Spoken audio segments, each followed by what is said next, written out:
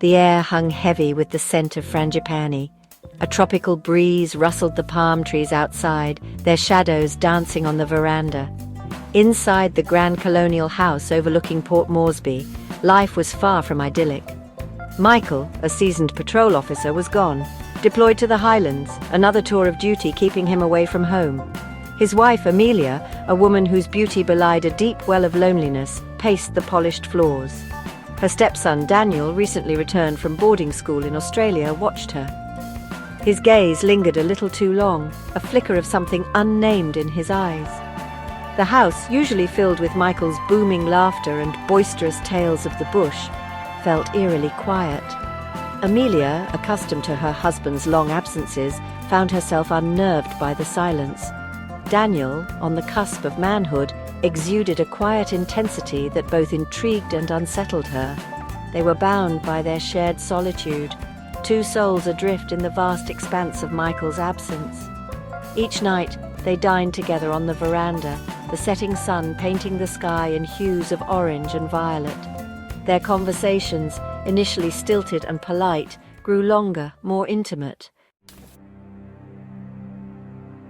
Daniel, once a gangly boy with a shy smile, had transformed into a man.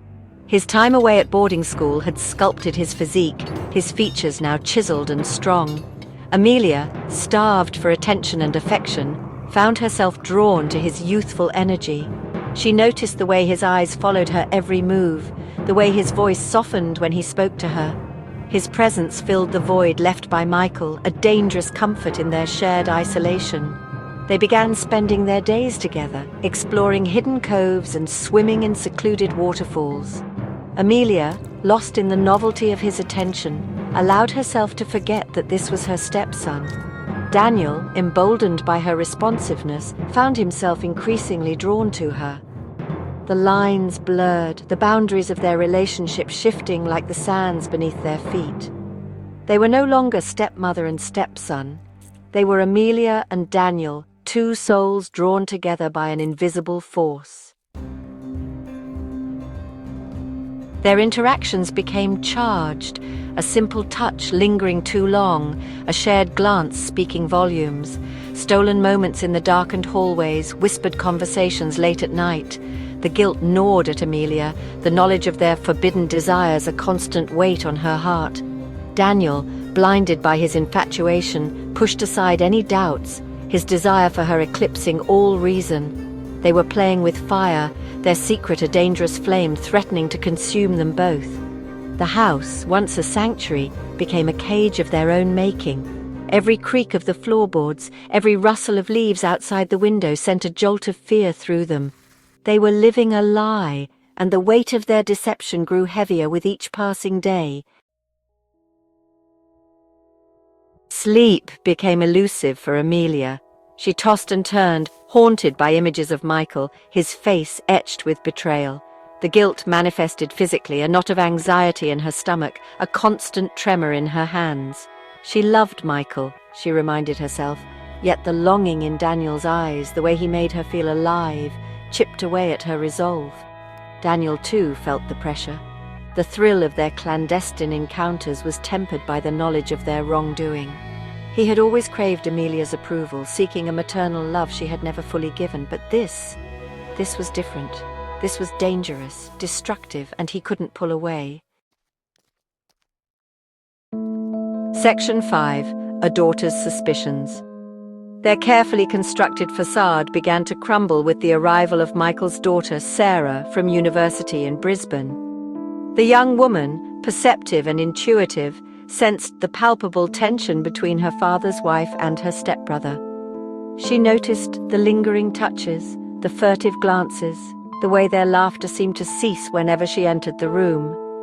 Sarah, fiercely loyal to her father, couldn't shake the feeling that something was amiss. She started paying closer attention, piecing together the puzzle of their strange behavior. Late-night whispers, hushed phone calls, and the lingering scent of Amelia's perfume on Daniel's clothes. The evidence, though circumstantial, was mounting. Sarah's suspicions reached a boiling point one humid afternoon. She stumbled upon Amelia and Daniel locked in an embrace, their passion undeniable. The sight sent a shockwave through her, the world tilting on its axis. The truth, so blatant, so ugly, hit her with the force of a physical blow. The air crackled with tension. Daniel, caught in the act, froze, his face draining of color. Amelia, her eyes wide with panic, stumbled back, her carefully constructed world collapsing around her. Sarah, tears streaming down her face, her voice trembling with rage and betrayal, confronted them. The dam had broken and the torrent of their deceit flooded the room. The news of Amelia's betrayal spread through the family like wildfire. Michael, informed by a distraught Sarah, returned home a changed man.